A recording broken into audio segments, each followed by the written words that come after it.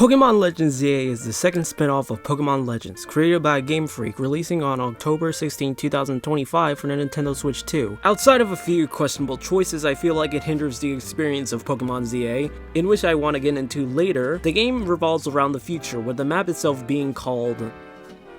Wait, what was the name again? Lumio City. Why is it a circle? Lumio City, aka the main city of Kalos. Or perhaps a part of the city of Kalos, as we can only access through Lumio City only. $70. Starting off, the story in itself involves the main character, originally a tourist roaming around Lumio City, to now a Pokemon trainer catching Pokemon, fighting new enemies, alpha Pokemon, and the instances of rogue Mega Pokemon, all while climbing up to the ranks from Z to A. Starting up the game for the first time and getting through the intro and tutorial, you're first introduced to the new scope of Pokemon battles. In my opinion, it's fairly close to the MOBA style rather than its original turn-based style, or at least that's how I could best describe it.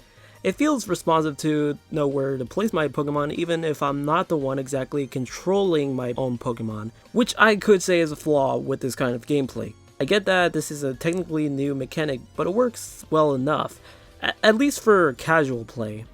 Breaking, however, is a different story, but again, I'll get into that because certain items involving ranked also come with what is the next main scope of Pokemon Legends ZA. Mega Evolution.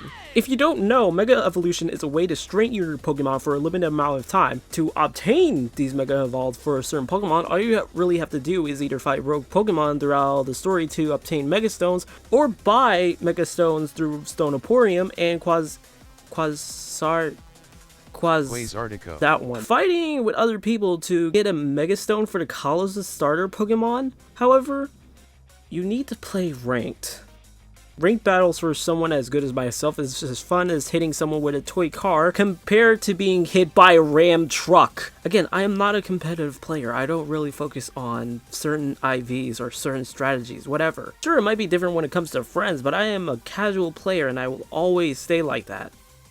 But when push comes to shove, I do tend to make exceptions. Not only do I blame both myself for wasting my time, I also blame Game Freak for making this dumb decision. Why should I have need to fend for Mega Stones for Pokemon that actually look good compared to fucking Mega Starmie? I'm not really happy about it in the case that I have to do more for a simple Mega Stone for the 3 starters, and any other Mega Evolution that I might want during these events. Overall, I don't think this game as a whole doesn't meet the mark for me.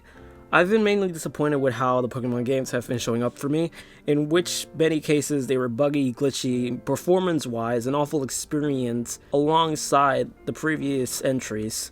Pokemon Legends ZA, however, it isn't that bad, but it leaves a lot for me to question if I should really buy into more of these games.